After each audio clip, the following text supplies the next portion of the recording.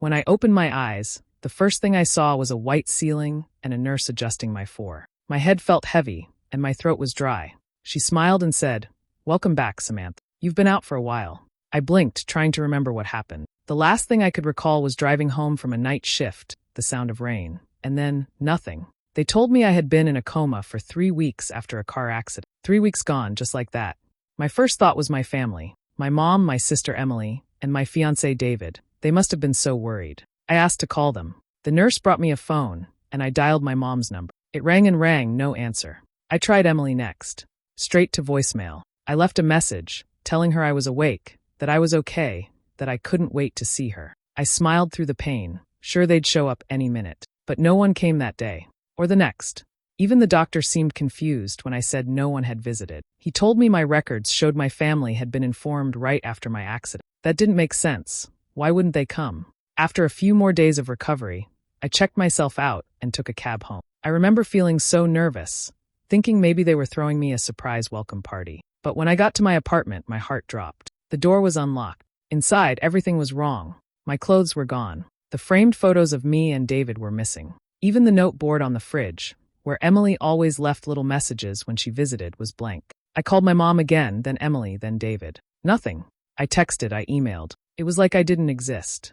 A cold wave of panic hit me as I stood there in that empty room that used to be mine. I walked to my parents' house, hoping to find them there. It was a long walk, and every step made me feel more uneasy. When I knocked, my mom opened the door. Her face went white. For a few seconds, she didn't move. Then she started crying, covering her mouth with her hand. Emily came to the doorway behind her, pale and frozen. "Mom," I whispered. "Why are you looking at me like that?" My mom couldn't speak. Emily grabbed her arm, shaking her head quickly. I stepped closer, my chest tightening. "What's going on? Why didn't anyone answer me? Why are you crying?" No one said a word. My mom finally stammered something about needing a minute and shut the door in my face. I stood there in disbelief, staring at the closed door, my reflection faintly visible in the glass. Something was wrong, terribly wrong. And deep down, I felt a fear I couldn't explain. Something told me I wasn't supposed to be standing there at all. I stood outside the door for a long time after my mom shut it, not sure what to do. My heart was racing, and I could still hear her muffled crying from inside. Finally, I knocked again, this time louder. "Mom, it's me," I said softly. "Please open the door." After what felt like forever, the door opened again. My mom's eyes were red and swollen. Emily stood behind her, clutching her phone, staring at me like she couldn't believe I was real. "Can I come in?" I asked. My mom nodded slowly, stepping aside. The air inside the house felt heavy. Nothing looked different, but the energy was off, like the walls were holding a secret. We sat in the living room. No one spoke. I tried to smile to break the tension. "I know this is a shock. I was in a coma, but I'm okay now. The doctor said I was really lucky." My mom just looked down at her hands. Emily avoided my eyes completely. "Why didn't anyone come to see me?" I asked, my voice shaking a little. "I called, I texted. You knew I was in the hospital." My mom's lips trembled. We didn't know," she whispered. "That's not true," I said. "The hospital told me they called you. You were listed as my emergency contact." Emily suddenly stood up. "Samantha, maybe you should rest. You've been through a lot." "I'm fine," I said firmly. "I just need to know what's going on. Why are you both acting like you've seen a ghost?" Emily didn't respond. My mom just started crying again. I wanted to scream, to shake them until they answered me, but I didn't. Instead, I sat there in silence, feeling like I'd walked into someone else's nightmare. Eventually, my mom mumbled something about needing to lie down and went upstairs. Emily muttered that she had work in the morning and went to her room. I sat alone on the couch, staring at the family photos on the wall. There was one missing, the picture of me and David at our engagement dinner. I noticed how Emily's photo from her graduation had been moved to the center of the wall. Small, but enough to make me uneasy. I felt like I didn't belong there anymore. That night, I couldn't sleep. I stayed in the guest room, staring at the ceiling. The house was quiet until I heard faint voices down the hall. My mom and Emily were arguing in low whispers. I couldn't make out everything, but I caught a few words: my name, funeral, and David. My chest tightened. I moved closer to the door, pressing my ear against it. Emily's voice sounded angry, almost desperate. "We had no choice," she hissed. My mom said something I couldn't catch, and then Emily snapped. "If she finds out about the engagement, everything will fall apart." My heart stopped. Engagement? David? I stepped back, my knees shaking. My head spun as a cold truth started forming inside me. Something dark, something that made no sense. But one thing was clear. They were hiding something from me. something I wasn't supposed to know. The next morning, I couldn't stay in that house any longer. The silence, the way my mom and Emily avoided me, it was suffocating. I needed answers, but I knew they wouldn't tell me. So I packed a small bag and left. I took a bus across town to see my old friend, Grace. We'd been close since college, and she was the one person I knew I could trust. When she opened the door, her face went pale for a second, just like my mom's had. Then she threw her arms around me. "Oh my God, Sam," she whispered. "You're alive." Her words froze me. "What do you mean?" Grace pulled back, studying me like she couldn't believe I was standing there. "Everyone thought you were gone. I went to your memorial service. Your family said you died in that car crash." My chest tightened. "They told people I died?" Grace nodded slowly. "It was in the papers. David was there. He looked completely destroyed." I felt dizzy. I sat down on her couch, trying to breathe. "Grace, I wasn't dead. I was in a coma. Why would they lie about something like that?" She didn't answer. Instead, she grabbed her phone, hesitated for a second, and then handed it to me. "You need to see this." On the screen was an article from a local magazine. Local Dr. David Miller engaged to his late fiancé's sister. I read the headline twice, not believing my eyes. Then I scrolled down. There it was, a photo of David, the man I had planned to marry, standing beside Emily. They were smiling under soft lights, his arm around her waist. She was wearing the same necklace I'd given her on her birthday. The caption underneath said, "After the tragic passing of his fiancée, Samantha Lewis, Dr. David Miller has found love and healing with her sister, Emily Lewis. The couple is set to marry in 2 weeks." My hands began to shake. My mouth went dry. "This can't be real," I whispered. Grace looked down. "I didn't know how to tell you. Everyone thought it was strange how fast it happened, but your mom said you made them promise to take care of him." I couldn't speak. The words on the screen blurred as tears filled my eyes. I felt like the air had been punched out of me. My family, my own blood, had told the man I loved that I was dead. They'd stood there, pretending to mourn me, all while planning this. I thought about Emily's face when she saw me at the house, the shock, the fear. It all made sense now. They hadn't been scared for me. They were scared of me, because the lie they'd built was about to collapse. Grace placed a hand on my shoulder. "Sam, are you okay?" I wiped my tears and took a deep breath. "No," I said quietly, "but I will be." For the first time, I wasn't just confused. I was angry, burning, shaking angry. I didn't know how yet, but I was going to find out everything they did to me, and they were going to regret ever thinking I'd stay buried. Sitting in Grace's apartment, I stared at that article again, my hands trembling. The smiling faces of David and Emily burned into my mind. It didn't feel real. To stop myself from breaking down completely, I closed my eyes, and memories came rushing back. Before the accident, everything had been perfect. David and I had been together for almost 4 years. We met at the hospital when I was still in training, and he was already a respected doctor. He was funny, the kind of man who remembered small things, how I liked my coffee, or how I always needed to double-check the stove before leaving home. He made me feel safe. We were planning our wedding for the fall, looking at houses on weekend, and even talking about having kids someday. It was simple, happy, and real. Emily was different from me in every way. She was bold, always chasing attention, always needing to be the center of every room. Growing up, she used to compare everything: grades, clothes, friends, even love. I used to think it was harmless, just sibling rivalry. But once David came into my life, I started noticing the little things she did. At family dinners, she would find a way to sit next to him, laughing at every joke, touching his arm when she spoke. Once, she even showed up at his clinic with coffee, saying she was just passing by. When I teased her about it later, she rolled her eyes and said, "Relax, Sam. It's not like he's your property." I laughed it off then, but deep down, something about her tone stayed with me. My mom never took it seriously either. She adored Emily and often brushed things aside. "That's just how she is," she'd say whenever Emily crossed a line. "She doesn't mean anything by it." Sometimes I felt like my mom saw Emily as the one who needed protection, not me. She always thought Emily was fragile, emotional, and that I was the strong one who could handle anything. I remember one night, a few weeks before the accident, when David and I were at my parents' house for dinner. Emily came downstairs wearing a tight dress and twirling in front of him. "What do you think, David?" she asked, smiling. He looked uncomfortable and glanced at me before saying, "It's nice, Emily." My mom laughed and said, "You two always make her blush." It bothered me, but I told myself it didn't matter. David loved me. He'd chosen me, and I trusted both of them. Now, sitting there, I could see everything so clearly. Every small thing I ignored was a piece of the truth I didn't want to see. Emily's envy wasn't just harmless jealousy. It was something deeper, something dark. I thought of how she must have looked at him after I was gone, how she must have told herself she was just comforting him. Maybe she even believed it at first. But it didn't change what they'd done. My sister had taken everything from me, and she did it with my mother's help. I opened my eyes, wiped my face, and whispered to myself, they think they won. But this isn't over.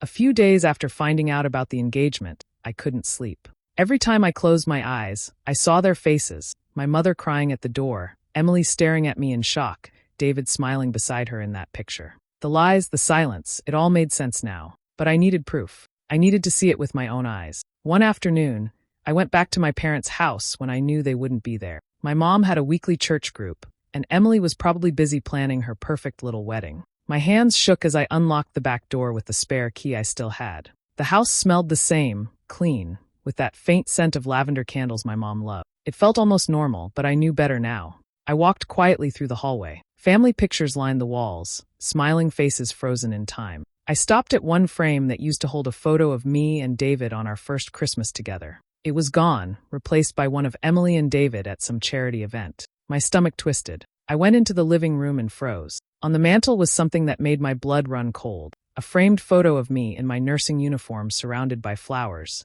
the kind people usually see at funerals. At the bottom, there was a small printed card that said, "In loving memory of Samantha Lewis." My knees gave out, and I sank to the floor. Tears poured down my face before I could stop them. They had really done it.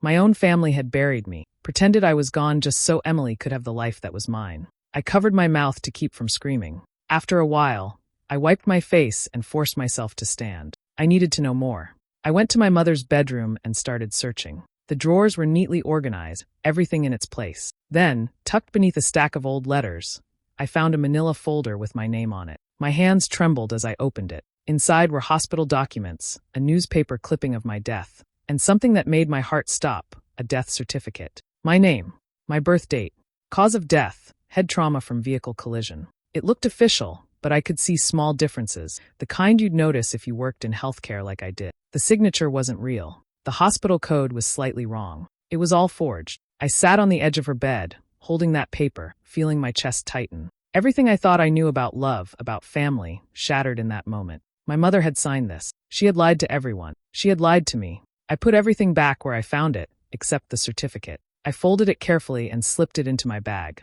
As I walked out, I looked around the house one last time. Every corner of it held memories of the life they'd stolen from me. I locked the door behind me, my tears drying into something harder, determination. They had taken my name, my love, and my future. But now I had proof, and I was going to make sure they regretted ever erasing me. I didn't sleep that night. The forged death certificate lay on the table beside me, and I couldn't stop staring at it. My family had destroyed my life, and Emily had stolen everything I loved. But there was still one person I needed to face, David. I had to see his eyes when he saw me alive. I had to know what kind of man could move on so easily with my sister. The next morning, I took the train across town to the medical center where he worked. My hands were sweating, my heart pounding so hard I could feel it in my throat. I sat in the waiting area for almost an hour before I finally saw him coming down the hallway in his white coat. He looked exactly the same, calm, professional, a little tired. Seeing him after everything made my stomach twist. When he looked up and saw me, he stopped. His face went pale like all the blood had drained out of him. For a second, he didn't move. His eyes went wide, and his clipboard slipped from his hand, hitting the floor with a sharp sound. "Sam," he whispered, his voice barely there. I took a step closer. "Hi, David." He stumbled back a little, shaking his head. "This isn't real," he said, almost to himself. "You can't be here." "I'm alive," I said quietly. "Very much alive." He just stared at me, his hands trembling. Then he sat down in the nearest chair, burying his face in his hand. "Oh my God," he said over and over. "They told me you were gone. Your mom, your sister. They showed me hospital reports. They said you didn't make it, that they cremated your body." I could hear the pain in his voice, but it didn't make it easier to listen. "And you believed them," I said. He looked up, eyes red. "Sam, I saw the papers. I saw your things boxed up. I went to the service. I thought I lost you." His voice cracked. I couldn't breathe for months. Emily, she was there. She helped me get through it. I didn't plan for anything to happen. I cut him off. "You just fell for my sister." He didn't argue. He just looked down at the floor, ashamed. "I never stopped loving you," he said softly, "but I didn't know how to live with the grief. Emily said you'd want me to be happy. She said you told her that before the accident." My heart twisted. Emily had used my name, my memory, to pull him in. She had lied to him the same way she lied to everyone else. For a moment, I didn't know what to feel: anger, sadness, betrayal. Maybe all of it. I could see that he had been broken once, but it didn't change what he'd done. He had still let her replace me. I stood up slowly. I believe you didn't know, I said. But that doesn't make it right. He reached out as if to stop me, but I stepped back. They fooled both of us, I added quietly. The difference is, I'm not staying fooled anymore. As I walked out of his office, I could hear him call my name, but I didn't turn around. I had seen what I came for. He wasn't innocent, but he wasn't the enemy either. The real betrayal came from the people who should have loved me the most. And now I knew exactly who I needed to face next. The anger settled into a cold, steady purpose. I wasn't going to scream or beg. I wanted proof I could hold up, something that would make the lies impossible to keep hiding. I spent the next days moving carefully, quietly, like someone planning a small, private war. First, I copied everything I already had. The forged death certificate went into an envelope. I scanned the hospital discharge papers and saved them to a thumb drive. I printed extra copies and put them in a folder labeled in plain handwriting so I wouldn't fumble when the time came. Having physical pieces of the truth made me breathe easier. It turned my pain into something active. I also needed recordings. I knew my mother's voice, my sister's tone. I thought about how to catch them admitting what they did without setting off alarms. I asked Grace to lend me a tiny voice recorder and practiced slipping it into a coat pocket. I started leaving it in places where they talked, near the kitchen table, on the mantel, and waited. It felt awful to spy on my family, but this was about survival, not pride. When a whisper about the funeral or the wedding drifted across a hallway, I kept still and let the recorder do its work. Next, I used my hospital contacts. Being a nurse had one advantage. I knew how to request medical records the right way. I went back to the clinic and asked for full copies of my charts, imaging reports, and the notes that proved I was in treatment, not dead. It took patience and a lot of polite insistence, but I walked out with a thick packet of paperwork that matched my memory of what had happened. I also thought about witnesses. There were people who had been at the hospital, a nurse who had taken my vitals the day I woke up, a transport driver who remembered my name. I called each of them and quietly explained what I was doing. Most were shocked and willing to help. A few wrote short statements I could print and add to my folder. Planning the timing felt like planning a sting. I knew the wedding would be crowded and emotional. That made it the perfect place to make the truth public and undeniable. I drew up a simple plan. Arrive early, hand a copy of the paperwork to the officiant, give another to David in front of everyone, and then speak, calm, clear, without shouting. I practiced what I would say in the mirror until the words came out steady. I didn't want dramatic accusations. I wanted facts, evidence, and the kind of quiet delivery that would make people listen. I also prepared for fear. I wrote down what to do if someone tried to stop me, who to call, where to go afterward. I brought spare cash, a charged phone, and a friend on standby outside the venue. I changed the way I slept, light, alert, and rehearsed walking into a room where everyone believed a lie. Most of all, I steeled myself against what I might feel when I faced them. Anger could burn me up if I let it. So I turned it into a plan. Documents, witnesses, recordings, and a clear moment to show the truth. I wasn't doing it to humiliate my family for the sake of cruelty. I was doing it so what they had taken from me could be returned, the truth, and with it, my life. The morning of the wedding felt quiet in a strange way. I woke before sunrise, sitting by the window of the small apartment I had been staying in. My hands were steady, my mind clear. Everything I needed was packed neatly in my bag: the death certificate, the hospital files, the printed statements, and the recordings. This wasn't about revenge anymore. It was about truth. By noon, I was standing outside the venue. It was a large garden hall, decorated with white roses and silver ribbons. Guests were already arriving, dressed in bright colors, smiling, taking pictures. None of them had any idea that the bride's dead sister was standing a few yards away. I stayed hidden behind a tall hedge, watching as Emily arrived in a white gown. She looked radiant, like she had everything she ever wanted. My mother was by her side, fussing with her veil. They looked happy, fake, but happy. Seeing them together like that almost made my knees give out. For a moment, I wondered if I could really go through with it. But then I remembered the memorial photo, the forged papers, the lies. The hesitation disappeared. I waited until everyone was seated. Through the open doors, I could hear soft music playing and the officiant's voice welcoming the guests. David stood at the altar, looking handsome but tense. I could tell he wasn't completely at peace. Maybe somewhere deep down, part of him still felt me close. The ceremony began. I stood quietly listening. Emily walked down the aisle, her arm linked with my father's. People turned to watch, smiling, whispering. My heart pounded, not from fear anymore, but from certainty. When the officiant's voice rose and said the familiar words, "If anyone here has reason why these two should not be joined in marriage, speak now or forever hold your peace," that was my moment. I pushed the doors open. The sound echoed through the hall. Heads turned instantly. For a second, no one breathed. Then the whispers started. People gasped, some even stood up. I walked down the aisle slowly, every step heavy but sure. My dress was simple, light blue, and my hair fell loosely over my shoulders. I looked alive, calm, unshaken. The silence in the room was so deep I could hear my own footsteps on the marble floor. David's face went completely pale. His mouth opened, but no words came out. "Samantha," he whispered finally, his voice breaking. Emily's bouquet slipped from her hand and hit the ground. Her eyes went wide with terror. "This isn't real," she stammered. "This is a setup." Guests turned to look at her, confused. I stopped in the center of the aisle and looked directly at her. "It's not a setup," I said clearly. "It's the truth." My mother covered her mouth, tears spilling down her cheeks. My father looked frozen in place, like his mind couldn't catch up to what his eyes were seeing. I reached into my bag and handed the officiant the folder. "Before this goes any further," I said, "you should see who the bride really is." He opened the folder, glanced at the documents, and his eyes widened. Murmurs spread through the crowd. David stepped forward, still trembling. "They told me you were dead," he said, his voice shaking. I looked at him for a long second, then turned my gaze back to Emily. "They lied," I said softly. "All of them." Emily's perfect smile finally broke. She started yelling, saying I was insane, that I was trying to ruin her day. But the more she screamed, the more everyone could see the guilt in her face. Cameras flashed, people whispered, and the truth filled the air like smoke that couldn't be hidden anymore. I didn't yell. I didn't cry.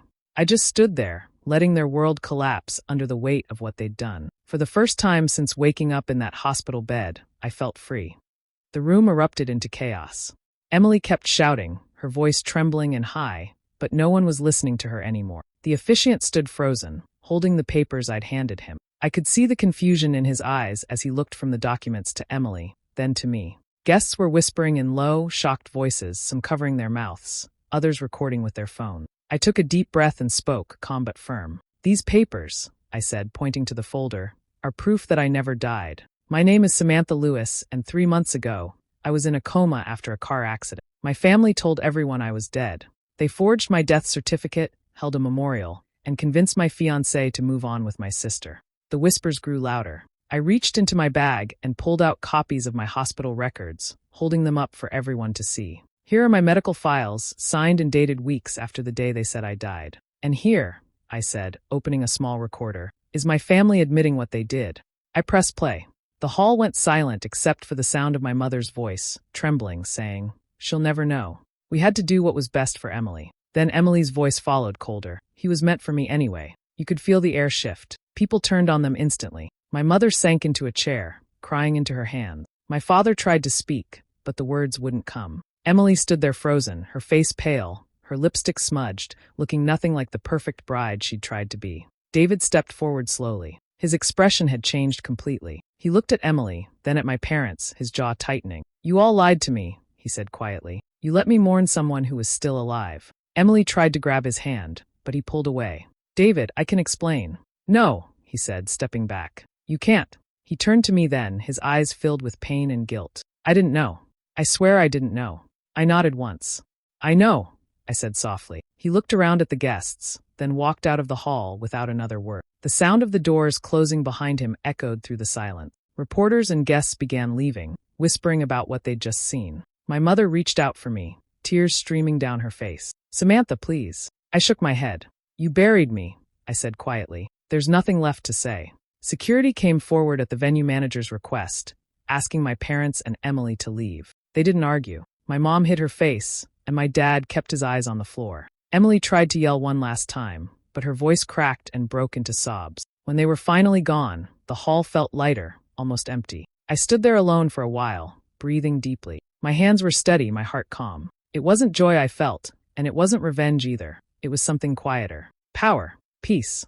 They had taken everything from me, but I had taken the truth back. For the first time since waking up in that hospital bed, I didn't feel like a ghost in my own life. I felt real again. I felt alive. Months passed since that unforgettable day. The chaos had finally settled, and the noise that once filled Samantha's life was replaced by a calm, quiet peace. She had left Chicago behind. Every street, every memory, every ghost that tried to haunt her. Seattle was new, strange at first, but it gave her the kind of silence she needed to heal. She rented a small apartment near the water, where the air smelled like salt and rain, and every evening the sunset painted the sky in gold and orange. She started working again, not at a hospital this time, but at a community clinic. It wasn't as fast-paced or demanding as her old job, but it felt more personal. The patients there were kind, and for the first time in months, she felt useful. Every smile she received reminded her that life was still worth living. Slowly, piece by piece, she began to rebuild herself, not for anyone else, but for her own heart.